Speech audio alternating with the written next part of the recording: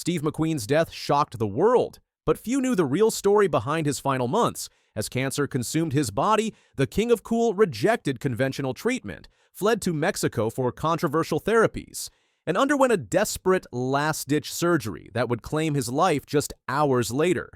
What stunned fans most wasn't just how he died, but the spiritual transformation he experienced at the very end. Steve McQueen died today, 50 years old.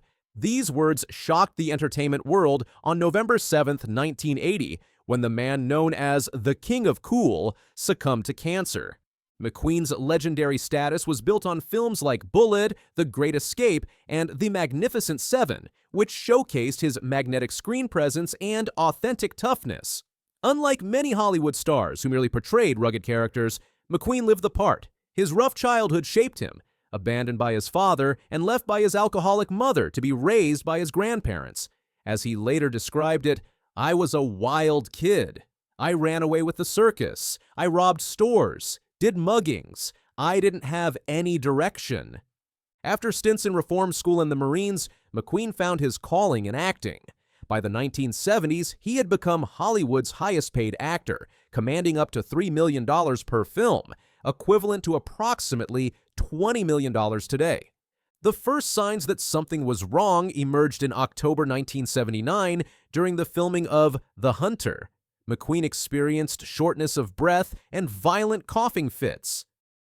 There were scenes that he did where he was so weak. He didn't look right. And when you see them, he looks dissipated. He looks sick. He looks ill. On December 22, 1979, at Cedars-Sinai Hospital in Los Angeles, McQueen received devastating news. He had pleural mesothelioma, a rare and aggressive cancer affecting the lining of the lungs. This particular cancer is almost exclusively linked to asbestos exposure, with symptoms often appearing 20 to 50 years after initial contact. McQueen's exposure to asbestos occurred multiple times throughout his life. During his service in the Marines, he was assigned to clean pipes in the ship's brig, scraping off old insulation filled with asbestos. He did nothing but breathe in all this asbestos for 6 months, according to one account. Additionally, his racing suits, automobile brake pads, and motorcycle exhaust pipes all contained the deadly mineral. When doctors recommended chemotherapy, McQueen made a fateful decision. He had been offered chemotherapy and had decided against it after he learned of the side effects. So he didn't really have any conventional treatment. I think he didn't believe it because it was so incongruent with who he was. He was this tough guy. He was a survivor. He wasn't somebody that got sick and died. By June 1980, denial was no longer possible. The cancer had spread from his right lung to his left, infiltrated the lymph nodes in his neck, and formed a large tumor in his abdomen. I was so shocked to see him. He didn't look like Steve McQueen anymore. It was almost unrecognizable. In July 1980, McQueen traveled to Mexico to pursue alternative treatments under the care of Dr. William Kelly, a controversial dentist who had developed an unorthodox cancer therapy program. Kelly's approach included coffee enemas, organic diets, vitamin supplements, and Letriol, a compound containing cyanide that was banned in the United States but legal in Mexico. You're taking coffee enemas every day. People think of coffee enemas as something weird. Why wouldn't anybody do that? But Steve really looked forward to them. McQueen reportedly took over 100 pills daily as part of this regimen. The media reaction was swift and largely critical. A lot of people said that the so-called cancer therapy that actor Steve McQueen is getting in a hospital in Mexico is quackery. Despite the ridicule, McQueen maintained his course, even making an audio statement to the press. Mexico is showing the world this new way of fighting cancer through non-specific metabolic therapies. Thank you for helping to save my life. God bless you all. By October 1980, McQueen returned to his Santa Paula ranch with mixed results. While Dr. McKee, who had been working with him, claimed X-rays showed some tumor shrinkage, McQueen was still suffering from increasing pain. particularly from the large abdominal tumor that, according to one observer, The tumor in his abdomen was protruding about like a 6-month pregnancy. On November 1st, 1980, McQueen made another critical decision to undergo surgery to remove the tumors, despite warnings from American doctors that the procedure was too risky. He knew that there was significant risk with the surgery. He said, I know I might die, but I think I want to do it. And that fit Steve's personality too. It was, go for broke, kill me or cure me. On November 5th, McQueen checked into the Santa Rosa Clinic in Juarez, Mexico, under the alias Samuel Shepard. The following day, Dr. Cesar Santos Vargas performed a 4-hour operation, removing approximately 4 pounds of tumor tissue from McQueen's abdomen. Initially, the surgery appeared successful. He came through the surgery beautifully. First thing he did was look at his abdomen and see that it was flat, and he had a huge grin and a thumbs up. That evening, Terry and Chad McQueen said goodbye to their father, and his wife Barbara departed as well, the last time they would see him alive. Through the night, his breathing became increasingly irregular. Around 3 a.m., Dr. McKee awoke to check on McQueen and found he wasn't breathing. Resuscitation attempts failed, and Steve McQueen was pronounced dead at 3:50 a.m. on November 7, 1980. The official cause of death was listed as acute myocardial infarction, a heart attack. However, Dr. Michael Hunter, who later investigated the case, challenged this conclusion. I would certainly challenge the death certificate. On the first line, it has acute myocardial infarction, which is a heart attack. Now, the tumor and this major procedure would put a lot of stress on the heart, but there is no indication that he actually had a heart attack. What likely killed McQueen was a combination of post-operative complications: pneumonia, internal bleeding, multiple organ failure, and septicemia, all exacerbated by his weakened state from the aggressive cancer and invasive surgery. In the midst of his health battle, McQueen underwent another significant transformation. Barbara Minty, his third wife, revealed in her book that he had turned to evangelical Christianity during his final months, influenced by his flight instructor, Sammy Mason. McQueen became an active member of Ventura Mission Church. Days before his final journey to Mexico, McQueen met with evangelist Billy Graham, who gave him his personal Bible. When hospital staff found McQueen after his death, he was clutching that Bible. Today, McQueen's legacy extends beyond his films. His net worth at death was estimated at $30 million, about $100 million in today's value. His collection of cars, motorcycles, and watches continue to fetch extraordinary prices at auction. In 2007, Forbes reported that McQueen remained one of the highest-earning deceased celebrities. As McQueen once said, if anyone made a movie of his life, they should probably call it The Great Escape. He escaped poverty and a troubled childhood to become a Hollywood legend, but in the end, cancer was the one thing he could not escape. Obviously, with any type of cancer, the earlier it's detected, the best chance for treatment and potentially a cure. I think from all indicated reports, her cancer was caught at a relatively later stage. And we've heard these stories about her going to Germany to seek alternative treatments. Do we know anything about that? They weren't as fringe as they were made to appear. They were chemotherapy injected into tumors for all indicated reports. In the glittering world of Hollywood, where stars rise and fall like the California sun, one golden-haired icon faced her final battle away from the cameras that once adored her. Farrah Fawcett, the woman whose smile captivated millions, whose feathered locks launched 1,000 salon appointments, and whose red swimsuit poster adorned more walls than perhaps any image in history, fought her last fight not against fame's fleeting nature, but against a merciless enemy that cared nothing for her celebrity: cancer. What really happened in those final days? The truth is both more heartbreaking and more inspiring than most realize. Born in Texas in 1947, Farrah skyrocketed to fame in 1976 with her role as Jill Monroe on Charlie's Angels and that iconic red swimsuit poster that became the best-selling pinup of all time. Despite leaving the show after just one season, her cultural impact was indelible. While her post-Angels career had ups and downs, from critical flops like Somebody Killed Her Husband to powerful performances in The Burning Bed, Farrah remained in the public eye through her decades-long relationship with actor Ryan O'Neal and their son, Redmond. The diagnosis that changed everything. In September 2006, at 59 years old, Farrah Fawcett appeared to be the same golden-haired beauty who had captivated America for decades. She had just made a triumphant public appearance, reuniting with her Charlie's Angels co-stars Kate Jackson and Jaclyn Smith to honor legendary producer Aaron Spelling. But away from the cameras and the adoring fans, Farrah was suffering. "My body is just killing me," she confided to close friends. Initially, she suspected food poisoning from bad spinach, a simple explanation for her increasing fatigue and discomfort. The truth was far more devastating. Doctors delivered the crushing diagnosis, anal cancer. Though relatively rare, affecting about 8,300 Americans yearly, this form of cancer is often treatable when detected early, with a 5-year survival rate of approximately 67%.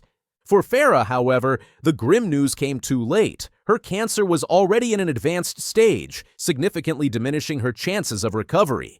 Farrah faced her diagnosis head-on, immediately beginning aggressive chemotherapy and radiation treatments. "I'm going to bite the bullet and fight the fight," she declared with characteristic determination. At first, her courage appeared rewarded. In February 2007, just 5 months after her initial diagnosis, doctors delivered the news everyone had hoped for. Farrah was cancer-free. The victory celebration lasted mere months. During a routine follow-up exam in May 2007, doctors discovered a malignant polyp.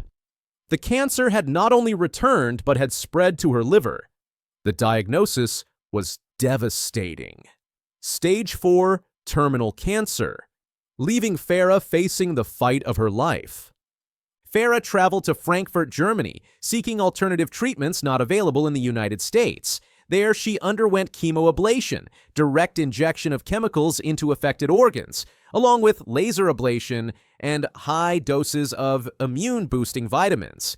These experimental treatments, administered by Professor Thomas Vogel and Dr. Ursula Jacob, were controversial. Many oncologists questioned using laser ablation for patients with Farrah's advanced cancer, noting it was typically used only for pain relief in terminal cases. Through it all, Farrah made another crucial decision: to document everything. Farrah wanted to show the world what the face of cancer really looked like, explained her best friend Alana Stewart, who filmed even the most agonizing moments of Farrah's battle. The footage captured Farrah vomiting, writhing in pain, clutching her rosary and begging for relief. At one point, while violently ill, she looked up and asked Alana why she wasn't filming. Her mission was clear: break down society's walls of silence around cancer's brutal reality.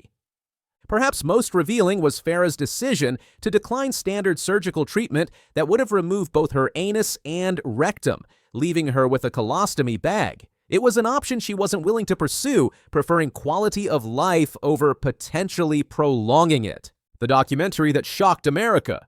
In May 2009, just 1 month before her death, NBC aired Farrah's story, chronicling her cancer battle. Nearly 9 million viewers watched as the once glamorous sex symbol appeared frail, her famous blonde hair fallen out in clumps. The contrast was stark and deliberate. This was a woman whose hairstyle had been imitated by millions who had represented the pinnacle of beauty. Now she allowed cameras to capture her at her most vulnerable, bald, in agony and fighting for every breath. Who would have dreamed that this girl who was so known for her smile and the hair and the glamour would open up the depths of her soul to share with the world, said her co-star Jaclyn Smith. By April 2009, Farrah's condition had deteriorated dramatically. She was rushed to the hospital with a painful abdominal hematoma, a dangerous blood clot in her abdominal muscles, likely caused by the repeated liver injections she had received during her German treatments. Her once vibrant energy was fading rapidly, with Ryan O'Neal reporting that she spent most days at home asleep, her body weakening as the cancer continued its relentless advance. In these final weeks, her 91-year-old father, James, made the journey to say goodbye to his daughter. Perhaps the most heart-wrenching moment came when her troubled son, Redmond, serving time for drug-related offenses, was granted permission to visit. He appeared at his mother's bedside in shackles, under guard supervision, for what would be their final moments together. Her friend Mila Murphy, who remained by Farrah's side at St. John's Medical Center, later revealed that the dying actress repeatedly called out her son's name in her final days. As the end approached, a hospital priest suggested that Farrah and Ryan O'Neal, who had shared a tumultuous but enduring 30-year relationship, should marry. Farrah consented to the idea. She said, "Okay, let's get married," O'Neal later recalled, but by then, she was so weak that he was only able to give her the last rites. On June 25, 2009, surrounded by Ryan O'Neal and her closest friends, Farrah Fawcett took her final breath at St. John's Health Center in Santa Monica. She was 62 years old. In a cruel twist of fate, her passing was overshadowed by the shocking death of Michael Jackson later that same day. This phenomenon became so notable that entertainment journalists coined the term getting Farrah Fawcetted when one celebrity's death is eclipsed by another's. Her funeral was held on June 30, 2009. Her son Redmond was permitted to leave detention to deliver a reading. She was laid to rest at Westwood Village Memorial Park in Los Angeles, her simple tombstone bearing just her name. In those final days, the woman who had spent decades being objectified for her beauty forced America to see her humanity. The cameras that once captured her iconic smile now recorded her suffering, not for sympathy, but for truth. Too often, cancer is something we keep hushed. It's nitty-gritty and heartbreaking to confront. But Farrah wanted to break down those walls and encourage people to take it seriously, to get checked earlier when treatment is more effective. Farrah Fawcett was not just a beautiful face on a poster. She was a fighter who, in her final act, transformed from sex symbol to symbol of courage. And that is what really happened in the tragic last days of an American icon. It's $100 million. Maybe you guys should get some money together, and I'll go down and get it, and you guys can buy me some tickets too. You got a better chance of getting struck by lightning. It's easy to get struck by lightning. Hold a big metal pole up in a rainstorm. Reality star collapses in courtroom. The beloved Pawn Stars personality Austin Chumley Russell faced a shocking moment when he fell unconscious during his own sentencing hearing. But what led to this dramatic courtroom scene? From pawn shop worker to millionaire TV star to facing 20 years in prison, Chumley's wild journey took the most unexpected turn when police raided his Las Vegas mansion. Guns, drugs, and a secret double life. The lovable reality TV personality had a shocking dark side that nobody saw coming. For over a decade, Austin Chumley Russell has been one of reality television's most beloved personalities. Known for his laid-back attitude and comedic timing on History Channel's Pawn Stars, Chumley quickly became a fan favorite and household name.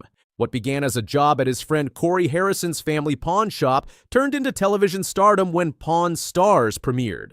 The show became a cable TV phenomenon, producing over 500 episodes and making Chumley an unexpected breakout star. Despite being initially cast as the shop's comic relief, Chumley proved his value by developing expertise in specific collectibles. His genuine personality and emotional connection with viewers helped cement his place in reality TV history. But as Chumley's fame grew, so did the pressure. In his own words, "I've lived two completely different lives. Fame has a way of making you feel invincible. I was determined to enjoy every moment, especially when people recognized me everywhere I went. That fame translated into serious money." Chumley leveraged his celebrity status into multiple business ventures, including a candy shop on the Las Vegas Strip and a personal clothing line. His social media showcased a life of luxury, expensive cars, a mansion, and an extensive collection of sneakers and jewelry. However, behind this carefully crafted public image, a troubling reality was taking shape. "I went from being an ordinary guy to someone who couldn't go to Walmart without taking 500 photos. Chumley once revealed in a rare candid interview, "It drove me crazy. I turned to things to help me deal, and it almost cost me everything." The gap between his lovable on-screen persona and his private life continued to widen.